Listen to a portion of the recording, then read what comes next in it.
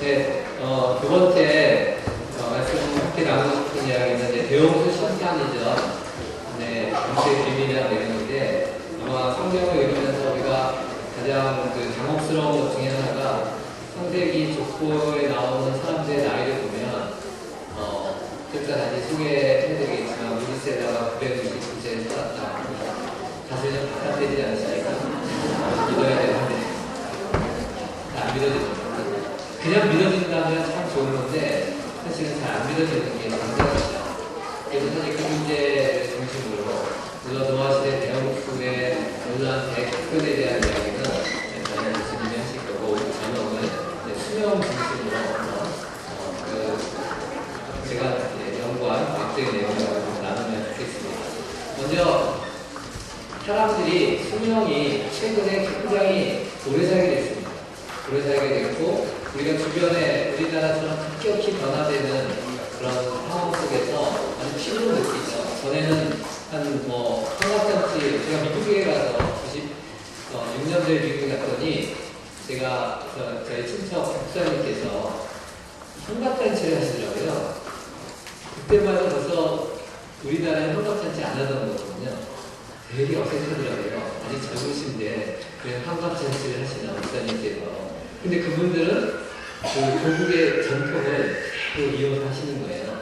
근데 벌써 우리나라는 벌써 60이 되면 아직 너무 젊으니까 벌써 이제 70, 이제 한 80 정도 돼야지 이제는 확실히 너무 나이가 지졌구나 느낌이 들 정도로 굉장히 젊어지고 과거에 우리 친구사진 들어올 때 보면 한 40대밖에 안 된 그 얼굴이 거의 70대 얼굴처럼 보이고 막 그렇습니다.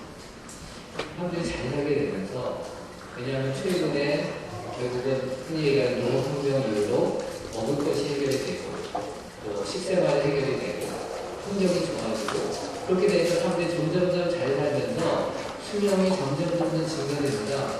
그래서 우리나라도 수명이 점점 증가돼서 최근에 사람들이 잘 살게 되면서 수명이 증가하는구나. 그래도 얼마나 많이 증가하는지 100살 넘는 건 아직까지도 쉽지 않습니다. 그런데 최근에는 100살 넘는 사람들도 상당히 많이 생기게 되고 그래서 어느 지역에 100살이 넘는 사람들이 굉장히 많구나. 그래서 초장수인들만 가지고 연구를 해서 어느 지역의 사람들이 왜 이렇게 장수할까, 생활은 어떻다, 나이가 들어도 그래서 구강기가 좋다, 활동적이다, 이런 여러 가지 이야기들을 많이 합니다. 100살이 넘는 사람들도 그렇지만 아직까지도 그렇게 지금 과학자들이 생각했을 때 완벽한 건 아니지만 일반적으로 120살이 아마 수명의 리미트가 아닐까. 120살 정도 살면 최대 자신의 수명을 누리는 것처럼 그렇게 얘기합니다. 어떤 다른 질병이 없다면 120살까지 살 수 있을 것이다.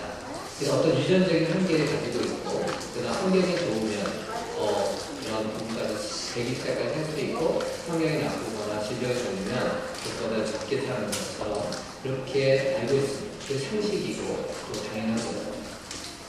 그런데 너무 오래 합니다. 창세기 시대 직장으로 얼마나 사는지 보니까 아담이 930세, 셋이 912세. 벌써 스케일이 다릅니다. 문세가 960세, 노아가 960세. 그러다가 나이들이 그러면 과거에는 한 달이 1년이었나? 이렇게 생각할 수도 있는데 이게 같은 창세기에서 그 족장기의 나이가 갑자기 변화가 됩니다. 셈이 500세, 에벨이 430세, 벨렉이 200세 등등등에다 아브라함 175세까지 해서 사람들의 수명이 쭉 감소됩니다. 900살 이상 살던 사람들의 수명이 계속 감소되는. 이게 도대체 뭔가? 이제 한번 우리가 이사야서 말씀을 보면 되게 어려운 가운데 아주 신기한 얘기가 나왔습니다. 거기는 날수가 많지 않아 죽은 어린이와 수완이 차지 못한 노인이 다시는 없을 것이다. 곧 100세 죽는 자는 젊음이다. 100세가 못해 죽는 자는 저주받다. 그러니까 100살 넘는 거는 아무것도 아닌 시대가 있는 거예요. 이런 시대가 어느 시대인지 우리가 좀 해석을 좀 해야 되지만 분명한 건 뭐냐면 지금 우리가 살고 있는 이 상황, 또 이 수명, 이게 정상이 아니에요. 원래 하나님이 우리를 생명하셨을 때 몇 살까지 살 수 있도록 생명했을까요? 영원 살 수 있도록 생각했죠. 하나님이 영원하신 존재인데 우리가 죽으면 하나님 얼마나 슬프시겠어요. 우리는 원래 영원히 살 수 있도록 되어 있어요. 그런데 아담의 범죄로 말미암아 죽음이 들어왔어요. 그래서 몇 살까지 살게 됐을까요? 그래서 1000년 가까이 살게 됐어요. 저는 하나님께서 우리가 영원히 같이 살고 싶으신데 우리가 죽게 됐을 때 굉장히 슬프셨을 거고 1000년도 굉장히 짧다고 생각했을 거예요. 근데 문제는 이제 1000년도 못 살고 사람들이 죽게 됩니다. 대홍수 이전에 어떻게 이렇게 오래 살 수 있었을까? 그리고 왜 대홍수 이후에 갑자기 수명의 수가 감소되고 그 이후에 벨렉 이후에 더 감소되는 그 수명이 굉장히 오래 사는 것도 이상하지만 왜 수명이 확 줄어들었을까? 이것에 대해서 함께 나누려고 합니다. 그래서 일단 결론을 먼저 말씀을 드리면 대홍수 시대 때 그러니까 노아 시대 대홍수 이전의 환경과 이후의 환경이 엄청난 변화가 있었을 것이다. 그 중에서 대홍수 시대는 물층이 있었을 것이고 대격변 가운데 엄청난 방사선이 노출됐을 것이고 그 이후에 많은 변화가 특별히 바벨탑 사건 이후의 인종의 변화도 수명에 영향을 끼쳤을 것이다. 이런 이야기들을 지금부터 말씀을 드리겠습니다. 대홍수 이전에 물층이 있다는 게 무슨 얘기인가? 창세기 1장 6절에서 7절에 보면 하나님이 둘째 날 세상을 창조하시면서 물과 물을 나누라.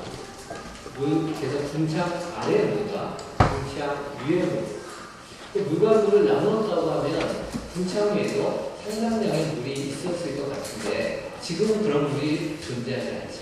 저희들 것이 노아시대 대격변 상황에서 큰 기쁨의 샘이 터지고 하늘의 창이 열리는 그런 사건들을 통해서 이 궁창에 있는 물층이 사라지지 않았을까 이런 생각을 하고 있습니다. 그런데 이 궁창의 물층은 사실 과학적으로 이야기하기가 굉장히 어렵습니다. 어떻게 물층이 엄청난 물이 하늘에 떠 있느냐 이거죠. 과학적으로 설명이 안 돼요. 과학적으로 설명은 안 되지만 물층 자체는 설명은 안 되지만 저도 물층이 있었을 거라고 생각하는 과학적 근거는 있습니다. 그게 뭐냐면 이 세상이 우리가 지층과 화성을 보면 과거의 지구를 알 수가 있는데 그것을 지나적으로 해석하니까 복잡해지지만 사실은 홍수 이후의 작은 격변, 특히 빙하기 때의 격변, 그다음 홍수 시대의 격변, 뭐 이런 것들을 가지고 지층과 화성의 연구를 충분히 할 수가 있는데 그런 걸 보면 과거의 지구는 훨씬 더 지금보다 따뜻하고 기후도 훨씬 더 변화가 적었다는 것은 이미 알고 있는 사실이에요. 그럼 어떻게 그것이 가능했을까? 어떻게 지금 지구와 그것으로 무슨 차이가 있어서 그랬을까? 설명이 안 되죠. 그런데 물층이 있었다면 가능할 것이다. 그래서 지금의 지층과 환경에 나타난 기후 조건들이 이 물층으로 설명이 가능하고 우리가 성경에서 봐도 홍수 이후에 하나님께서 말씀하시기에 땅이 있을 동안에 식물과 벌과 추위와 더위와 여름과 겨울 추위라는 말, 겨울이라는 말이 성경에 처음으로 대홍수 사건 이후에 등장합니다. 물론 창세기 1장에 사계절이라는 말이 나오죠. 그래서 물층으로 둘러싸였다고 하더라도 이 지구에서 햇빛을 받는 각도가 있기 때문에 계절적인 변화는 있습니다. 그렇지만 지금처럼 엄청 춥고 엄청 덥고 이런 것들은 훨씬 적었을 거라는 겁니다. 남극같이 진짜 지금 생명체가 거의 살기가 어려운 그런 환경에서 뭐 사실은 무슨 숲이 있겠습니까? 나무가 있겠습니까? 그런데 그런 숲과 나무와 그런 데 살고 있는 생명체들의 화석들이 남극에서 발견이 됩니다. 공룡도 발견이 됩니다. 공룡은 먹을 게 많아야 되는데 공룡도 극지방에서 화석 위로 발견이 됩니다. 북극에는 식물도 발견이 됩니다. 물론 화석으로 발견이 됩니다. 어떻게 이런 극지방에 이런 식물과 동물들과 생명체들이 살 수 있었을까? 지금은 북극곰이나 이런 극히 아주 희귀한 몇 가지를 살 수가 없는 극한적인 환경에서 근데 얘네는 살고 있다. 많이 생각됩니다. 그래서 어떤 사람들은 이런 생각을 합니다. 과거에 지구가 이 지구가 한 덩어리였기 때문에 이게 극지방에 있었던 것이 아니라 이제 따뜻한 곳에 있었던 것이 밀려서 그쪽에서 화석이 형성된 거야. 뭐 이렇게 주장하는 사람도 있습니다. 물론 일부 화석은 그런 것도 가능하겠죠. 그렇지만 단순히 이런 화석이 있었을 뿐만 아니라 화석의 생명체들이 과거하고 지금 비교해보면 훨씬 커요. 그러니까 지금은 이만큼밖에 안 자랐는데 과거는 훨씬 더 식물들이 잘 자라는 거예요. 여기 그림을 보시면 뿌리가 시원찮은 뿌리가 조금밖에 없는데도 훨씬 크게 자랐다는 거죠. 식물이 얼마만큼 많이 자랐는지 우리가 거대한 석탄층 같은 걸 가지고 추측할 수도 있죠. 이런 엄청난 나무 껍질로 중심이 돼서 만들어지는 이런 엄청난 석탄층이 만들어지려면 나무가 엄청나게 많아야 됩니다. 그래서 이런 우리가 보통 영화 같은 데 보면 뭐 과거에 뭐 원시 시대로 들어간다 보면 거기서 항상 나무들이 울창합니다. 밀림처럼 나와요. 그 이유가 진화론자들이 볼 때도 과거의 지구는 훨씬 더 나무가 많고 훨씬 더 생명체들이 있었다는 거예요. 그래서 궁창위에 물이 있었어요. 궁창위에 지금도 이 하늘에 이 오존층이 있어가지고 햇빛이 태양부터 오는 여러 가지 새로운 방사선과 이런 것들이 많이 차단하고 있는데 만약에 오존층이 없으면 큰일 나죠. 근데 무층이 있었으면 그것보다 더 많은 차단이 일어나서 생명체들에게 더 유리한 환경이지 않을까 이런 생각을 합니다. 그래서 지금 요즘 자외선 지수가 높다고 하는데 자외선 쬐는 것이 필요합니다. 왜냐하면 자외선이 있어야만 우리가 바이타민 D가 피부에 형성이 되기 때문에 햇빛을 전혀 안 쬐면 안 됩니다. 근데 너무 많이 쬐면 이 자외선이 방사선 같으면 차라리 끄끄 지나가서 이어주면 되는데 자외선은 이 DNA를 이렇게 턱처럼 만들어요.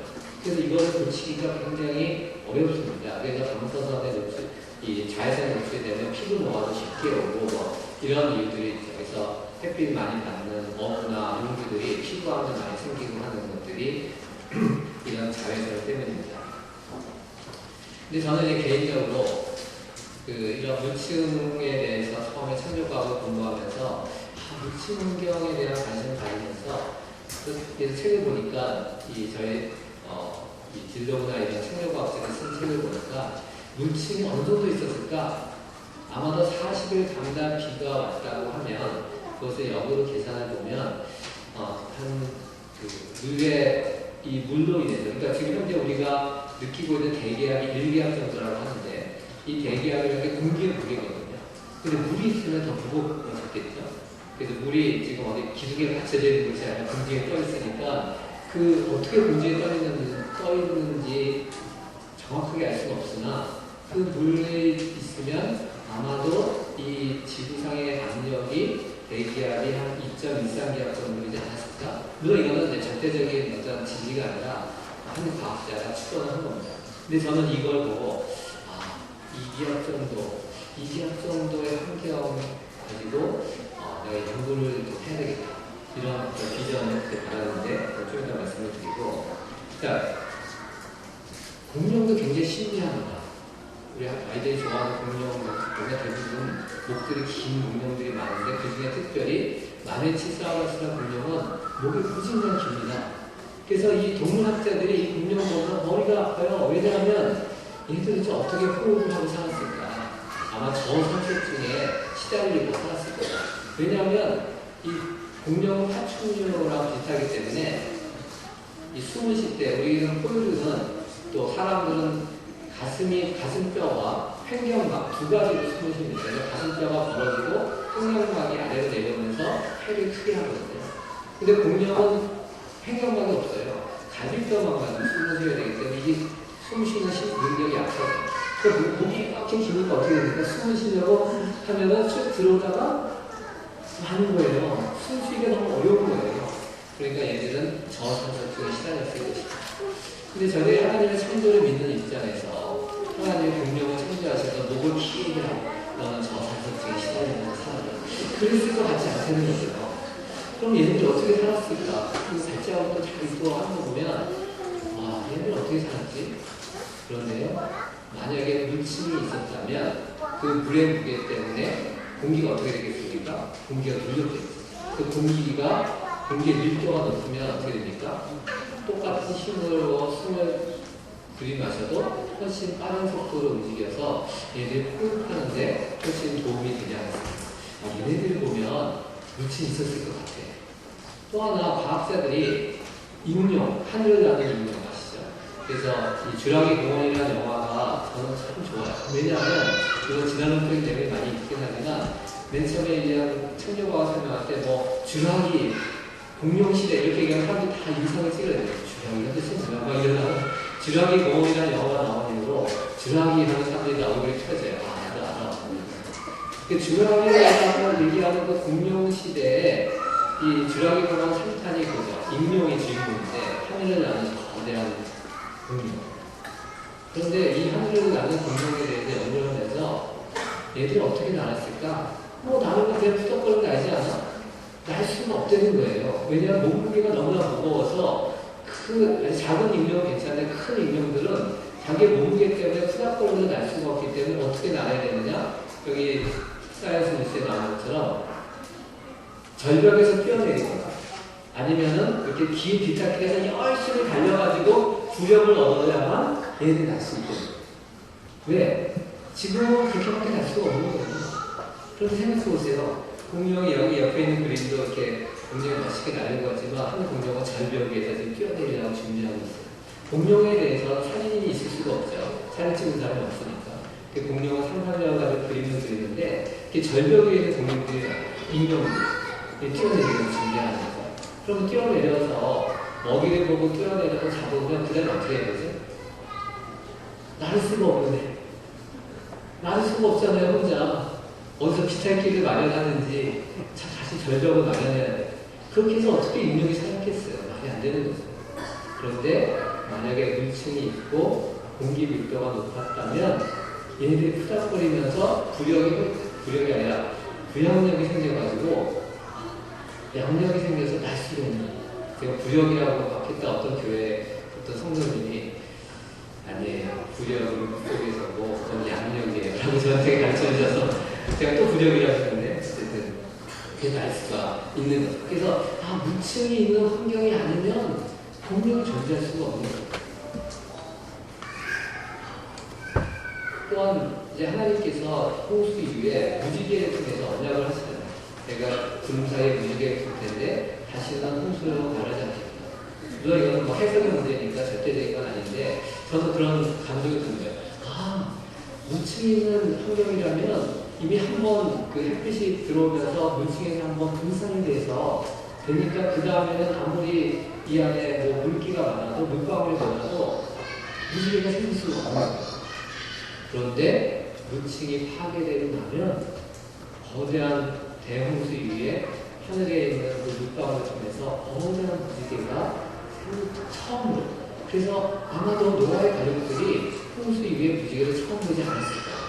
그래서 그 무지개를 통해서 하나님이 하신 그 약속들을 그냥 너무나 깊이 가슴에 새기지 않았을까. 네, 그런 생각을 하게 됐습니다. 그렇다고 해서 홍수 이전에 비는 없었다 이런 얘기는 아닙니다. 왜냐하면 거기에 보면 우리가 강이 흐르고 바다를 가는데 바다에 계속 물이 흘러만 들어가고 물이 다시 증발돼서 비로 내리지 않으면 어떻게 이게 순환이 되겠어요? 당연히 비는 있었겠죠. 그러나 지금 같은 그런 막 폭우나 이런 것보다는 안개비처럼 그렇게 내릴 수 있고 어떤 형태로든지 비는 있었을 것입니다. 과거의 환경에서의 가장 큰 미스테리는 뭐냐면 거대한 동물이에요. 엄청나게 큰 공룡, 엄청나게 큰 생명체대의 화석들이 발견되는 이거를 설명할 수가 없는 게 지나로는데 어떻게 과거에 어떤 이 생명체가 왜 이렇게 큰 거야? 지금도 악어 같은 경우는 살아있는 동안에 계속 큽니다. 파충류는요, 자기가 살아있는 동안 계속 커요. 그래서 공룡이 그렇게 클 수 있다는 것은 오래 살았다는 거예요. 그래서 지구상에 발견된 포유류 중에서 이렇게 큰 포유류가 있어요. 지금은 다 멸종했지만 만약 이 포유류가 길을 걸어다닌다면 이런 근데 지금도 우리가 많이 보고 있는 잠자리. 잠자리는 화석으로 발견되는데 이 잠자리의 날개 길이가 거의 91.4cm니까 1m. 1m 가까운 잠자리. 그럼 거대한 잠자리가 과거에 분명히 지금 이 지구상에 우리가 살고 있는데 과거에 지구상에 살고 있는 잠자리 이렇게 컸다는 거예요. 잠자리가 큰 게 아니라 징그럽게 바퀴벌레를 컸어요. 엄청나게 큰 바퀴벌레들이 다니고 있었는데 그런데 사람이 컸습니다. 사람이 컸어요. 사람의 발자국이 있는데 저같이 큰 이 작은 발자국, 큰 발자국을 보니까 키가 2.7m에서 4.7m. 아마 2.7m는 좀 작은 애들이었을 것 같고 4.7m는 큰 사람인데 이런 뼈도 발견이 됩니다. 이 뼈는 사람만이 이런 대퇴골을 갖고 있어요. 사람만이 직립보형이기 때문에 대퇴골의 구조를 이렇게 가질 수 있는 생명체는 이 세상에 존재하지 않습니다. 인간은 대퇴골인데 대퇴골만 있죠. 다른 건 없고. 근데 이 대퇴골만 가지고 따졌더니 키가 4m가 넘습니다. 그러니까 지금 우리가 현재 보고 있는 이 세상은 대홍수 이전의 세상과는 다르다는 거예요.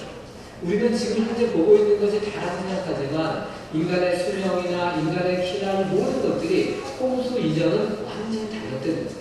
다른 생명체들도 그렇게 오래 살고 그렇게 됐다면 인간만이 오래 못 살 이유가 없는 거죠. 뿐만 아니라 대홍수 이후에도 보면요. 성경에 보면 가나안 땅을 정복할 때 여호수아가 정탐꾼을 보냈는데 정탐꾼이 그 가나안 땅에 있는 사람들에 대해서 뭐라고 표현합니까? 우리는 메뚜기 같고 거의 진짜 엄청나게 큰 사람이 있었다는 거예요. 그래서 실제 기록에 보면 여기 나와 있는 그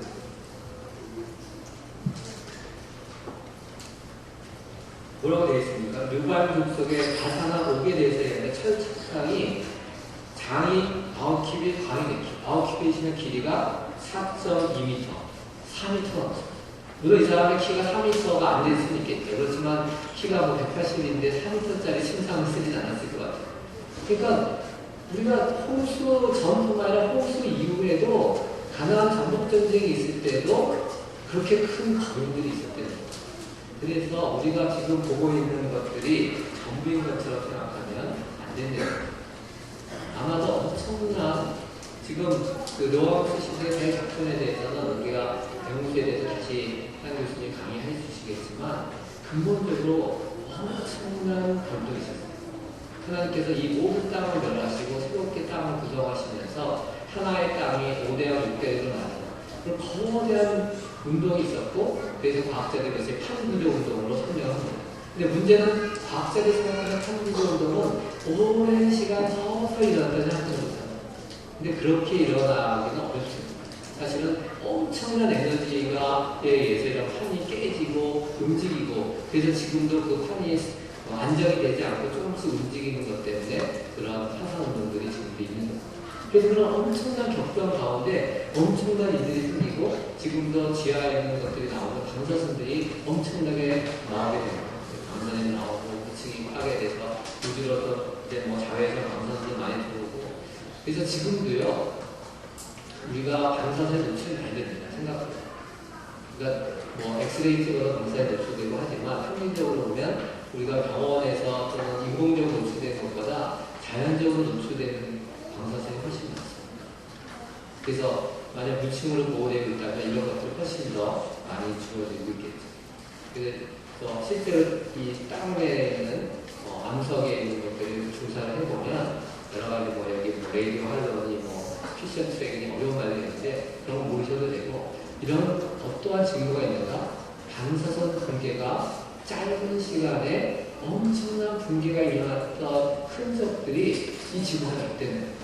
그러니까 지금은 방사선이 어떻게 됩니까? 조금씩 붕괴가 되죠.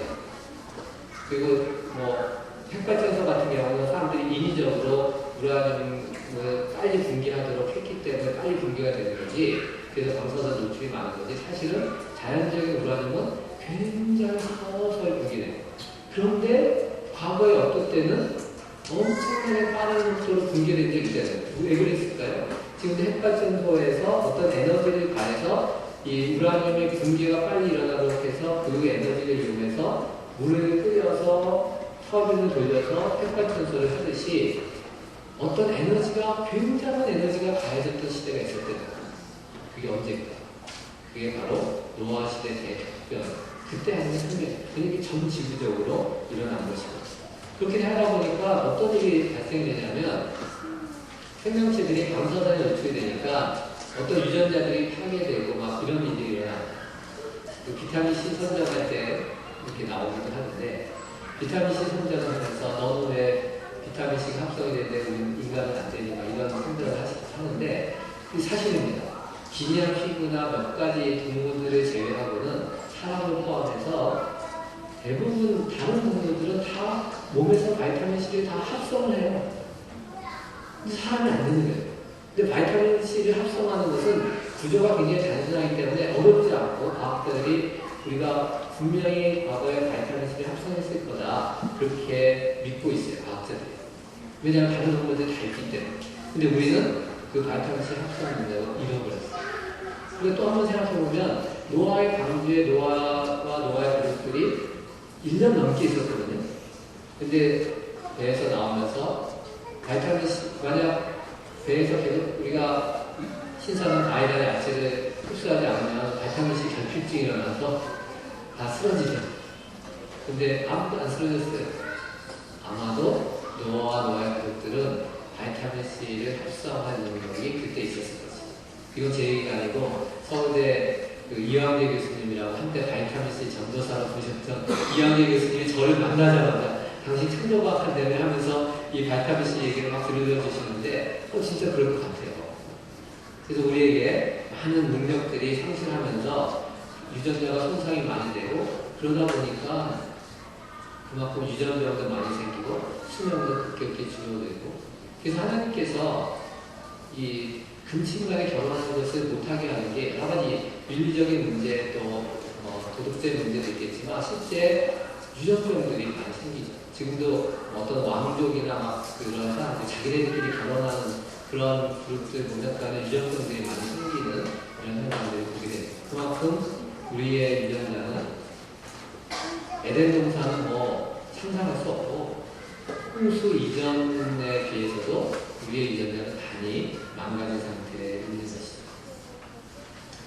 홍수 이후에 물층이 파괴되는 것은 엄청나게 많은 계절적인 변화를 가져올 수밖에 없습니다.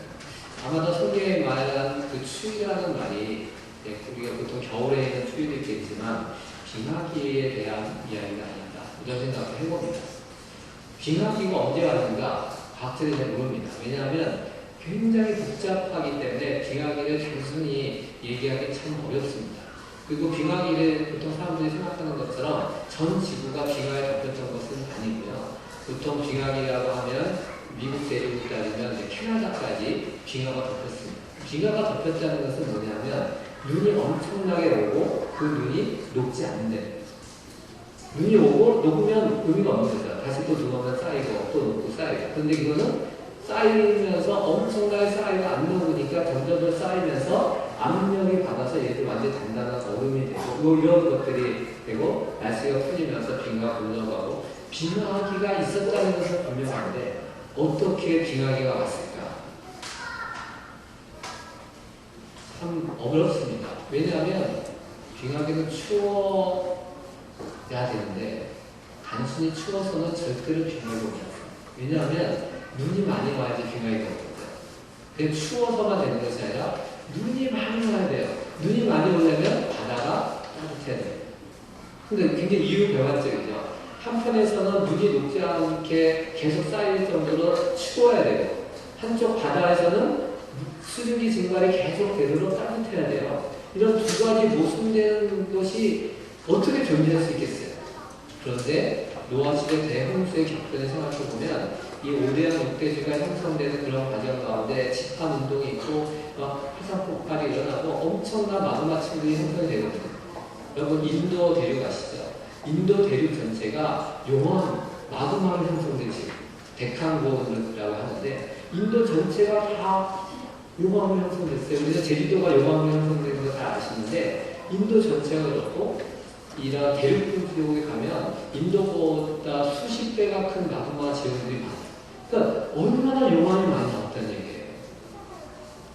그렇기 때문에 바다는 아직 따뜻하고 반면에 물층이 파괴된 지표면은 온도가 식어지고 그러다가 어떤 균형들이 깨지면서 대홍수 이후에 뭐 정확한 연대는 알 수 없지만 한 100여 년 지난 이후에 빙하기가 갑자기 찾아올 수가 있는 거죠. 그래서 근데 이제 벨렉 시대에 성경에 보면 벨렉 시대에 땅이 나뉘어졌다라고 표현되어 있는데 이 벨렉 시대에 땅이 나뉘어지는 것은 빙하기 이후라고 생각해요. 왜냐하면 이제 5대양 6대주로 갈라졌지만 땅들은 다 연결돼서 사람들이 다 이동했어요. 사람들이 다 이동해서 북아메리카, 남아메리카가 있는 인디아들도 다 아시아 쪽에서 건너간다라는 건 다 산식으로 되어 있습니다. 이들이 어떻게 저 건너갔을까 막 그러는데 아마도 이들이 이동했을 때는 연결이 다 됐을 가능성이 많아요. 다 대륙풍으로 연결돼요. 대륙풍이라는 건 원래 대륙이었는데 물에 잠긴 곳이에요. 원래 땅이었는데 바다가 아니야. 그러니까 대륙풍에 있는 지형과 대륙풍이 끝나고 바다의 지형은 완전히 달라집니다. 근데 바닷물이 올라와서 거기는 지금 바다로 잠겨져 있어요. 언제 그랬을까? 빙하기 이후에 이 물들이 녹으면서 이렇게 물들이 올라오면서 땅들이 갈라지는 것을 바로 벨렉 시대의 땅이 나뉘는 것으로 그렇게 표현되지 않을까 생각합니다. 그래서 대홍수를 생각하면 대홍수 사건 이후에 이어지는 바벨탑 사건이 굉장히 중요합니다. 왜냐하면 바벨탑 사건으로 인해서 사람들이 나뉘었어요. 제가 지난 시간에 인종이 얼마나 다양해질 수 있는지 그냥 잠깐 얘기를 드렸어요. 근데 조금만 생각하면 의문이 듭니다. 그래, 인종이 다양해. 아마도 저는 이렇게 생각해요. 홍수 이전에는 아까도 영국 부부처럼 홍수 이전에 애기를 낳으면 어떤 애는 까맣고 어떤 애는 하얗고 굉장히 다양한 애기들이 나왔을 거예요. 그래서 뭐 흑인이나 백인이나 전혀 의미가 없어요. 우리가 한국 사람들끼리 너는 피부가 하얗구나, 너는 피부가 까맣구나 좀 얘기할 수 있지만 피부색 때문에 얘기하지 않잖아.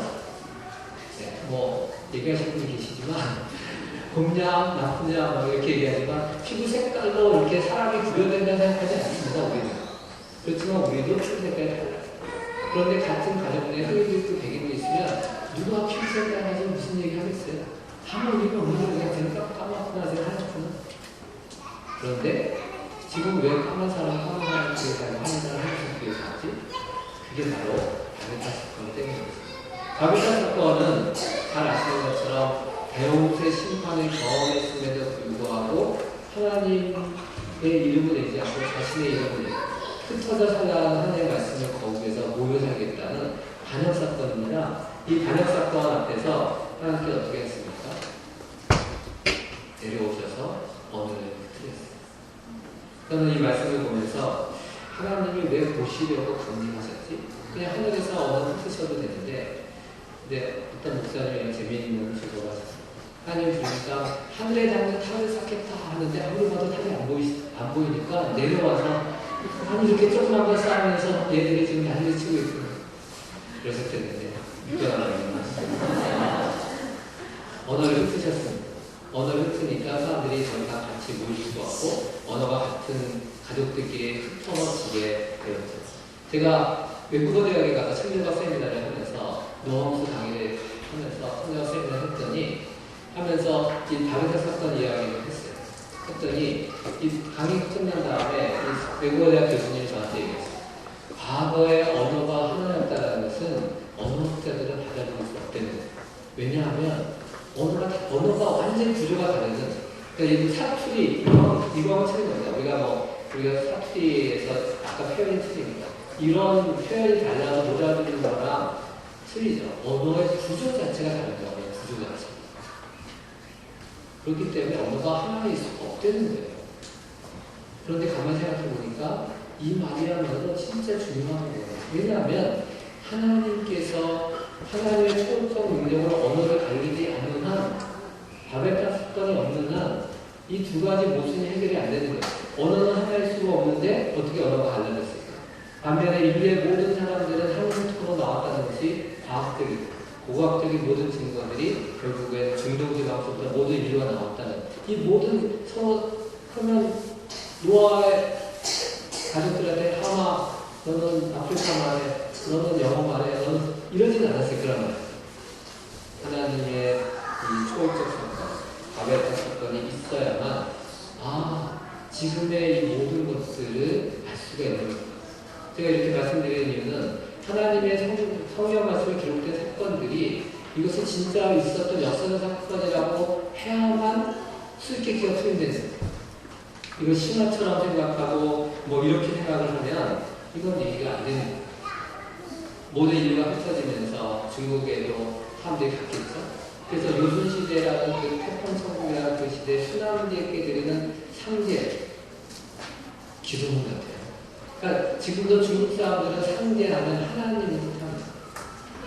중국 성경에 보면 상제인 것 하나님이죠.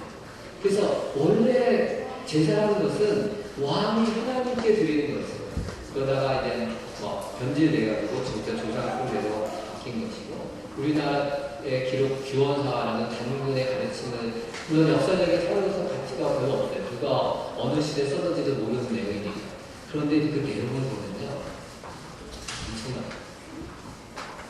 하나님에 대한 신앙이 분명히 창조주 하나님에 대한 신앙. 그래서 사람들이 아베탄 사건이 흩어지면서 과학적으로 생명과학적에서 이런 그 병목 현상이라고 해요. 무슨 얘기냐면 이 병목 이쪽에는 굉장히 다양한 것이 있는데 병목을 통과한 소수의 사람들만 이쪽에 오게 되면 이쪽에 있는 유전적 다양성이 사라지니까 이 사람들끼리 결혼해서 애기를 낳게 되니까 전에는 다양한 사람들끼리 굉장히 다양성, 이게 한 가족에 까만에 하얀에 다 나오다가 유전적 다양성이 사라지게 되니까 이 안에서는 까만 애가 적게 나오고 어떤 가족은 하얀 애가 적게 나오고 그렇게 되니까 이게 골고루 나오는 사람들이 까만 애가 점점 많아지는 사회에서 어떻게 될까요? 하얀 사람이 처음엔 잘 모르다가 1세대, 2세대, 3세대 지나가면서 너 왜 하얀이? 우리 다 까만데?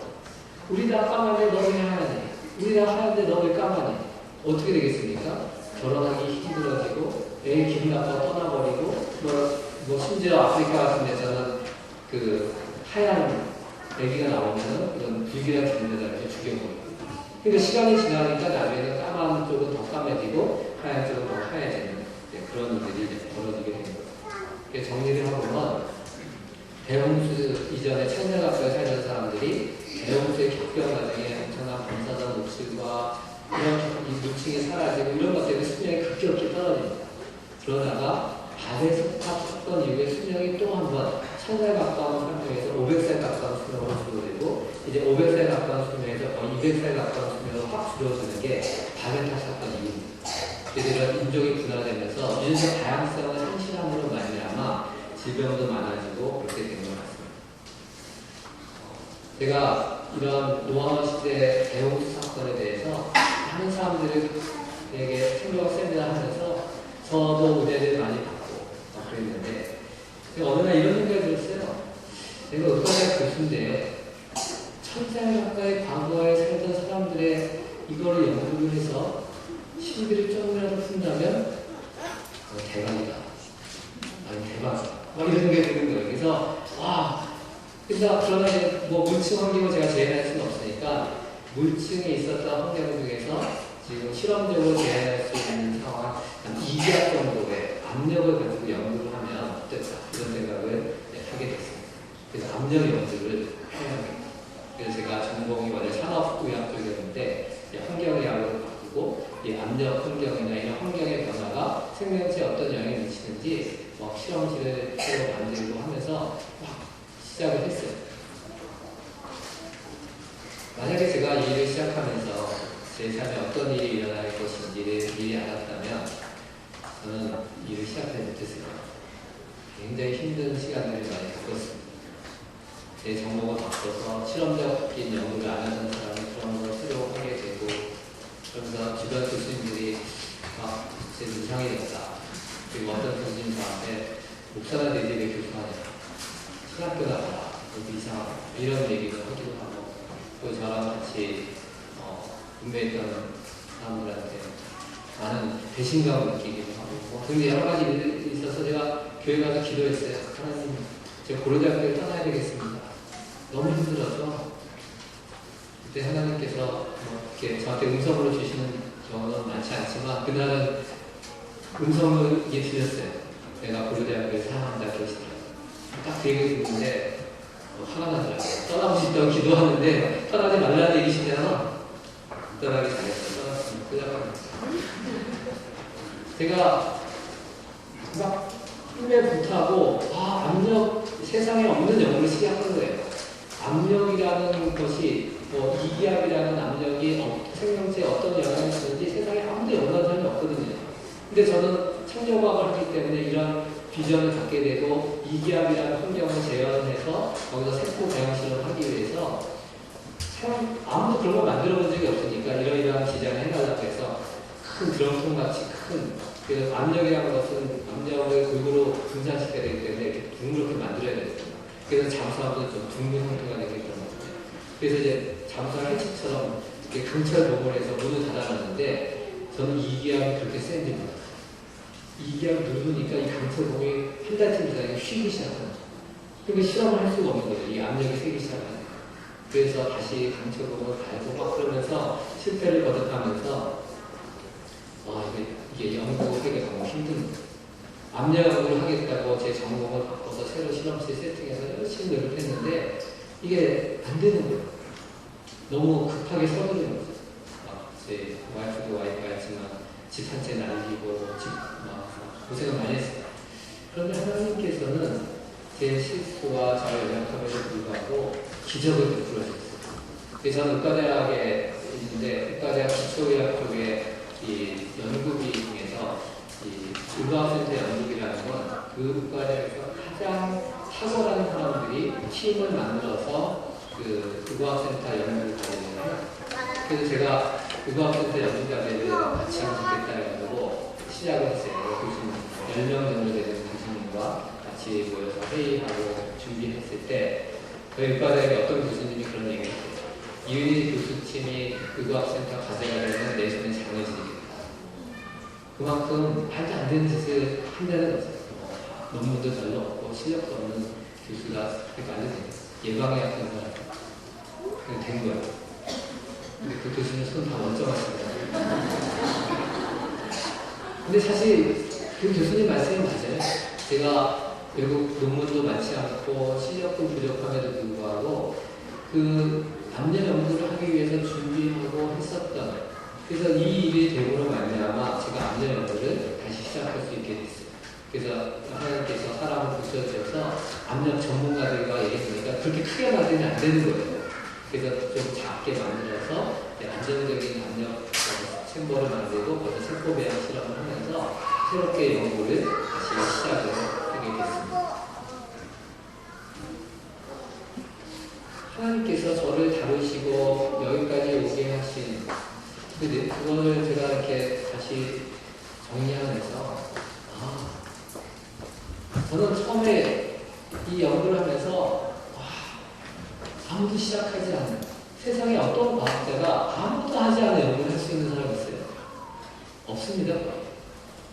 제가 그 일을 한다는 것 자체가 엄청난 축복이에요. 그리고 그 가운데 새로운 결과들을 보면서 아직 좀 더 연구를 많이 해야 되지만 저는 이 과정을 통해서 하나님께서 하시는 일들을 그렇구나.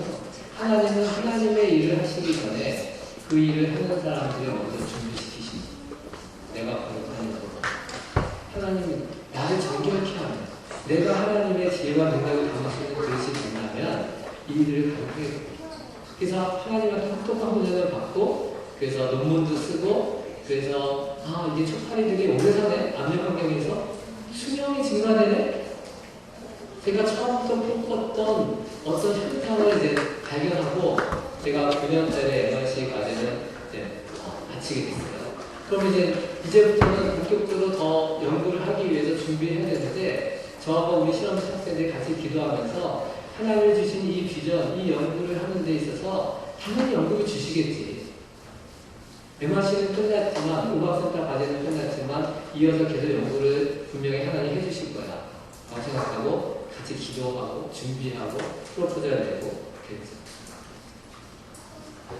안 되는 거예요.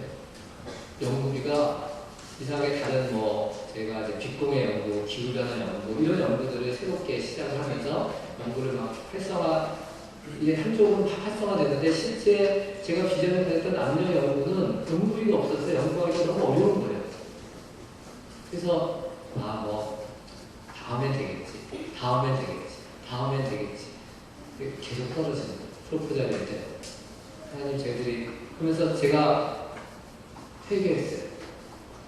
만약에 제가 연극을 딱 냈을 때, 연극 과제를 냈을 때 연극을 딱 됐으면 제 생각대로 당연하지. 하나님의 연극인데 안 될 게 뭐 있어? 나는 저도 모르게 교만이 들어와서 마치 제가 무슨 대단한 사람인 거죠. 하나님께서 아무것도 아닌 사람을 훈련시키셔서 이만큼 오게 하셨고 만약에 이 연구를 계속 해야 된다면 하나님께서 하시고자 하는 그 방향대로 어떻게든 하려고 해야 되는데 벌써 오랜 시간 일을 하다 보니까 이런 거 이렇게 하나님의 비전에 따라서 오면 교만해지는 거 제가 그걸 깨닫고 많이 회개를 했어요. 그래서 하나님께서 하시는 일들은 내 뜻대로 되는 것이 아니고 내 뜻대로 되지 않을 때도 기다리는 것. 하나님의 비전을 붙잡고 포기하지 않고 기다려요. 그래서 하나님 앞에 제가 쓰면서 받았던 말씀이 내 자신을 거룩하게 해야 돼. 상황과 환경이 어렵더라도 그 비전을 포기하지 말고 기다려야 돼. 기다림이라는 것은 신실함이거든요. 영어로 하면 faithful입니다. 저는 그 미국에 1년 동안 있는 동안에 끝나고 이제 한국으로 돌아오기 전에 이제 저희 처가 그 부모님들이 아버지 어머님이 다 미국 시애틀에서 살고 계셔서 그 장인 장모님 모시고 시애틀에서 좀 가까운 옐로스톤이라는 곳에 모시고 한번 관광을 시켜드렸어요. 그래서 아버지 어머니가 좋은 시간 가졌을 뿐만 아니라 저는 그 옐로스톤에 가서 올드 페이스트라는 100년이 넘는 아주 유명한 그런 가난천을 보게 됐습니다. 그 가난천은 바위밖에 없죠. 바위밖에 없다가 몇 시 몇 분에 그 가난천이 터진다는 그거를 보려고 사람들이 다 시계를 보면서 몇 시 몇 분에 터져? 하면서 기다리고 있으면 그 시간에 가난천이 팍 터지고 올라오면 사람들이 감동받습니다. 1년에 수백만 명의 사람들이 옐로스톤에 와서 그 올드 페이스북이라는 가난천을 보는 거예요. 저는 그 가난천을 보면서 이런 생각이 들었습니다. 생명이 없는 가난천이 단순히 시간에 맞춰서 터지는 것 하나로 수백만 명의 건강을 끌 수 있는 영향력이 있다면 하나님의 사람이 하나님의 비전에 쫓아서 신실하게 그 자리에 서 있다면 얼마나 많은 영향력이 있을 수 있을까? 상암교회가 이 지역에 하나님이 세워주셔서 신실하게 하나님 주신 비전에 따라 가는데 얼마나 많은 영향력이 있을 수 있을까? 저는 한 사람 한 사람이 예외 없이 그런 영향력이 있는 사람이라고 생각합니다. 그런데 문제는 뭐냐면 우리는 그렇게 살지 않는다는 거예요. 우리는 어떻게 살고 있느냐? 저는 마지막 슬라이드인데 저는 리프트 레스토랑 세계에 있는 이 글을 굉장히 좋아합니다. 거기에 이런 표현이 있어요. 최고의 적은 더 베스트의 적은 배드, 나쁜 것이 아니라 좋은 것이다. 최고를 갈아먹는 것은 좋은 것이다.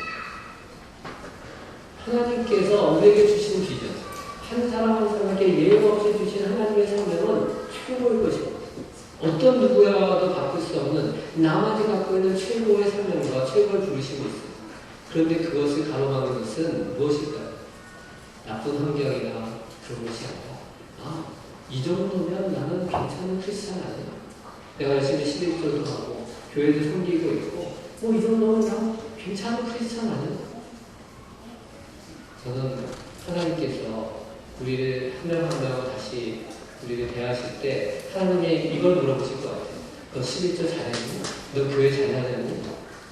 그것도 중요하겠지만 나는 너를 창조할 때 갖고 있는 내 꿈이 있었고 너에게 주신 최고의 창조 목적이 있었는데 잘하고 왔어?